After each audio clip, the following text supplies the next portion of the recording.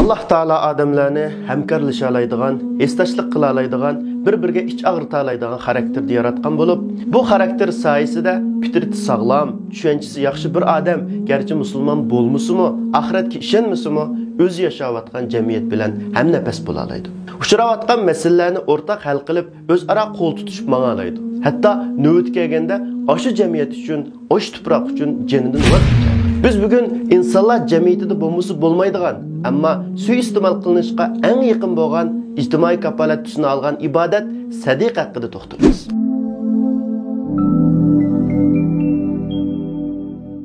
Sadiq degan nima?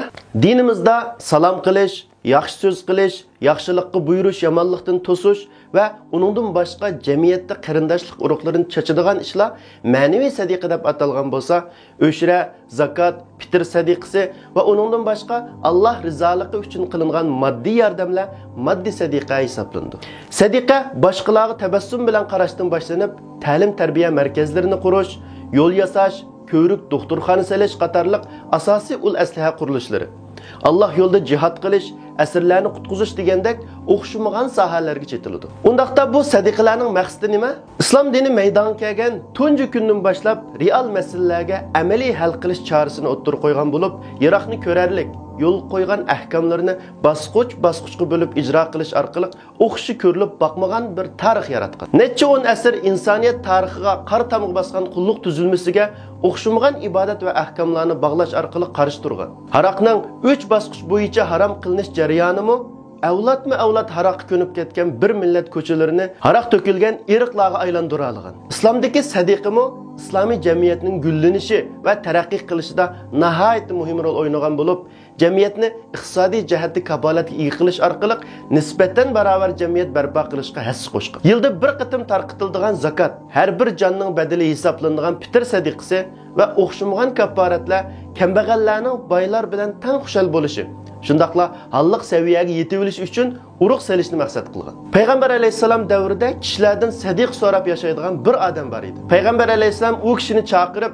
2 dirham bergan va uningga 1 dirhamga oilangga oziq-tulik olgin, yana 1 dirhamga 1 tal palt setib olib kelgan degan. U kishi paltini setib olib kelganda, "Endi o'rmonlikqa berib o'tin ekilib satqin. Men seni 1 oy ko'rmay turay" degan. U kishi o'tin ekilib Madinaning bozorlarida setib, hojatini qamdig'idek ahvolga erishib, Rasulullohning yoniga kelganda, Payg'ambar alayhisalom biringlarning bir arg'amchi elib, tog'dan o'tin ekilib setishi kishilardan so'rg'indan yaxshidir degan. Payg'ambar alayhisalom yana "Ustun qo'l har vaqt ostun qo'ldan yaxshi.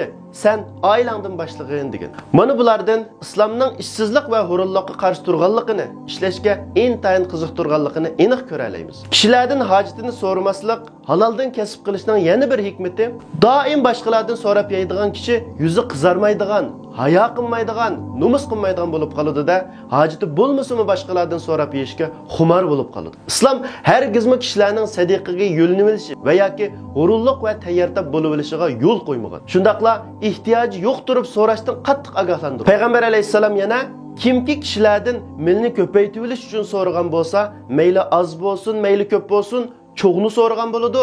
U kishi qiyomat kuni yuzida go'sh yo'q holda mahshar maydoniga yig'iladi degan. Mana bu islomning sadiqa va uningdan boshqa yordamlarga tutgan asosiy pozitsiyasi. Hamda o'zimiz qarab boqaylik. Uyg'urlar islom dinini qabul qilgan 1000 yil mobaynida musulmonlik majburiyatlarini faqatli farzlarga ahamiyat berish, sunnatlarga amal qilishga cheklab qo'ymasdan, balki dinni turmushga yaqinlashtirish va hayotimizning bir parchasiga aylantirish maqsadida maqol tamsillar, nazmi qo'shaq muqomlargacha kirgizish orqali din bilan milliy madaniyat chambarchas bog'langan Uyg'ur islom madaniyatini barliq keltirgan. Milliy urf-odatlarimizda aks etayotgan islom ahkomlari millatimiz bilan tang mavjudligini saqlab keldi. Salom soat, to'y to'kun, mehmondorchilik, qudubachilik adablaridagi islomiy tusni boshqa yana bir millatda topolmaganligimizmi?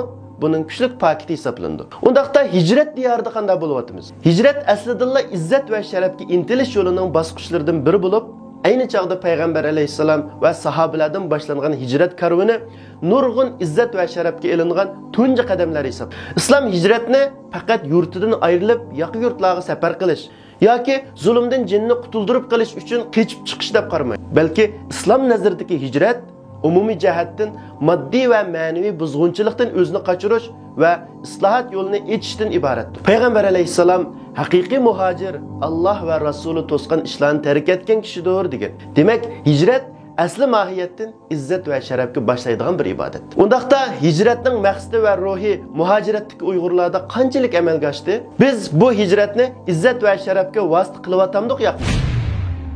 Mana bular bugun har bir muhojir o'ylanishga tegishli zarur masalalarning biri deb qarayman. Chunki kishilar izzat izlab zillatga, boylik izlab vayron bo'lishga mangan nurg'un voqealar bor. Hodisaning ismining hijrat bo'lishi uning bir ibodat ekanligi, shundaqla har vaqt to'g'ri shaklda ijro qilinish kerakligini ta'kidlab tursimi, balkim reallik va tadbiqotda biz ko'zlagan natijani bermasligi mumkin. Buning sababi albatta hijratni yo'l qo'ygan islomda emas, balki hijratni haqiqiy ma'noda ijro qila olmagan biz musulmonlar. Haqiqiy izzatga vosita qilish uchun tirishmagan yetakchilarda, shundaqla o'zining islomiy va iymoni, oilasining islomiy hayotini qo'g'dashdanmi ojiz holga tushib qolgan siz va bizlarda.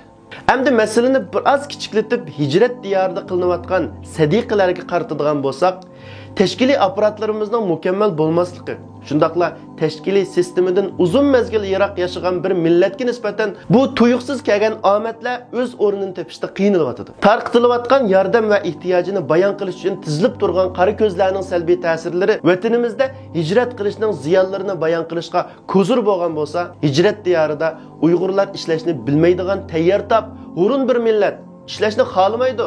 Shunga bugünkidek holga tushib qopti-kanda, bularning zodi axloqida masala bor degandek qalpoqlarning keydirilishiga, shundaqla har bir sharqiy Turkistonlikni ko'rgan kishining avtomatik holda saxovatchi siyoqiga kirishiga sabab bo'lmoqda. İzzat uchun qilingan hijrat yordam tarqatish supular oldida qator-qator turgan izzat namoyandasi bo'lgan zabardast yigitlarimiz, iffetlik anlarimiz va ojiz singillarimiz bilan tang desselmekte. Yordam uchun qilinayotgan ko'chishlar, yordamning kesilmaslik uchun aytilayotgan yolg'on va saxtaliklar musulmonligimizni emas, insoniy fazilatimizni mo zid qilmoqda. O'z qo'li bilan yeyishni shuncha tashabbus qilgan islom o'zining avlodlari, homiylari va eng suyimlik o'g'lonlarining qo'llarida bo'g'ib tashlanmoqda. Izzatga shuncha talpingan, g'ururi va vijdoni uchun hayotini ato qilgan qahramonlarning avlodlari azg'ana pul va yordam ko'yda musulmonligini yo'qotmoqda. Ishlashdan, o'z amgiga tayinishdan o'zini qochirib, davlatlardan, tashkilotlardan, vaqf va jamiyatlardan yordam qabul qilayotganlar.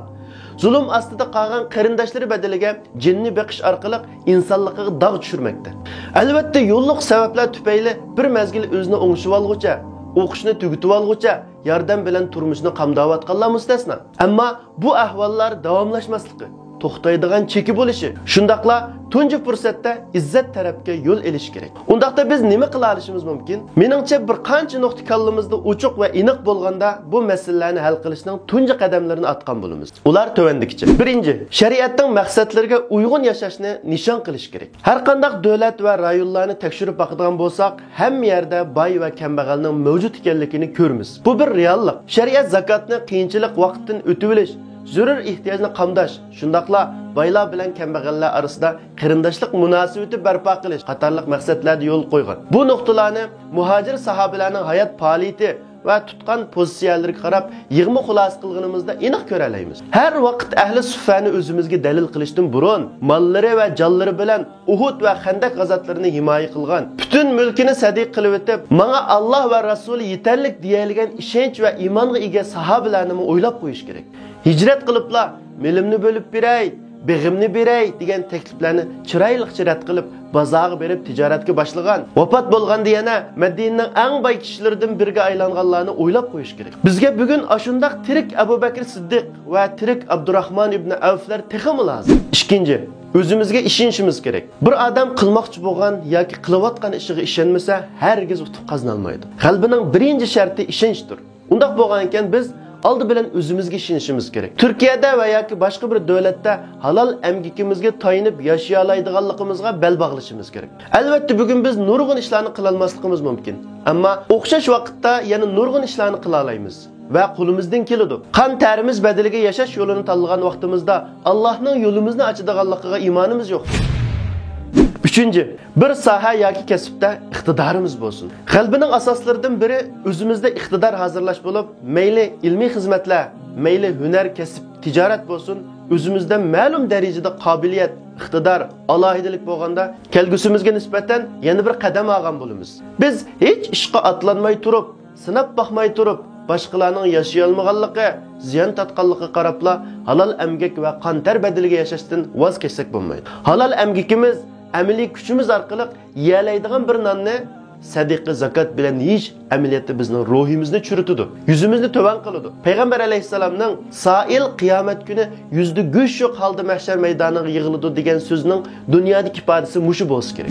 4. Chirigan ruhimizga iymonimiz bilan hayot berish intayin muhim. Muhojiratda ko'p ishlarimiz intizomsiz, kuch-quvvatsiz, hech kimning so'zini anglamaydigan, na olim, na ulamo ziyolining fikri bo'yicha yashamayotgan bir vaqtda balkim qalbimizdan, ruhimizdan ba'zi savollarni so'rash orqali xatoligimizni tuzatishimiz mumkin. Bu savollar faqat yordam elayotgan qarindoshlarimizga qaratilgan bo'lmasdan, sadiq tarqatayotgan organ va shaxslarga qaratilgan. Agar bu savollarga layoqatlik va samimiy javob berganligimizda masalamizning hal bo'lishiga yo'l ochiladi deb o'ylayman. Bu savollar tuvandikcha. Berilayotgan yordam Uyg'urlarda ijobiy ta'sir paydo qilyaptimi yoki salbiymi? Biz millatimizga berilgan bu yordamlarni yordamning maqsadi va nishoni uchun dasmoy qila oladikmi? Yordam qilguvchilarning Allohning nazardagi savobdan boshqa bizdan kutgan umidlarini aqlay oladikmi? Maqsadiga yetkazmagan sadiqining so'rg'i bo'lamdi yoki yavalgan bo'yicha dunyo oxiratda so'rg'i yo'qmi?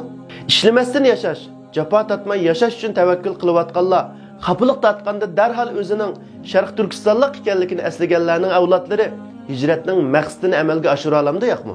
Bu xil yordam ostida yashagan oilaning bolalari kelgusida ishlab jinni beqishning qimmatini his qila olamdi yoki oilasining varisi bo'lib yashashni tanlamdi? Kelgusimizning olim ulamolari, qo'mondan ziyolilari, injener doktorlarga qo'yadigan mirosimiz mushumi?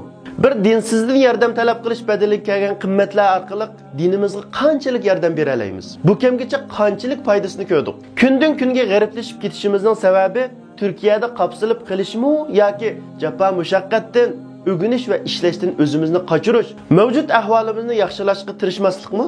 Agar bu savollarga javob bergan vaqtingizda qalbingizda siqilish va xijil bo'lish tuyg'usini topgan bo'lsangiz, darhol tuzatishga harakat qiling. Har vaqt islom muhabbati, iymon sevgisi izlab yashayotganlar yana bir qitim o'zimizdan biz rostilla haqiqiy musulmonmi deb so'rab beqishimiz kerak. İzzetini qaytadan tiklash, xarliq kishilardan qutulish uchun hijrat qilganidek, kishini xar qiladigan har qanday vositalardan hazar aylish kerak. O'zingni xar qilg'ucha, kuchingni xar qil degan ajdodlarimizning haqiqiy varislari bo'lish uchun o'z amgikimiz va amaliy kuchimizga tayinishni o'rganishimiz kerak. Ulug' Alloh Uyg'ur millatiga kuch-quvvat, sharmi hayo, izzat va sharaf ato qilsin.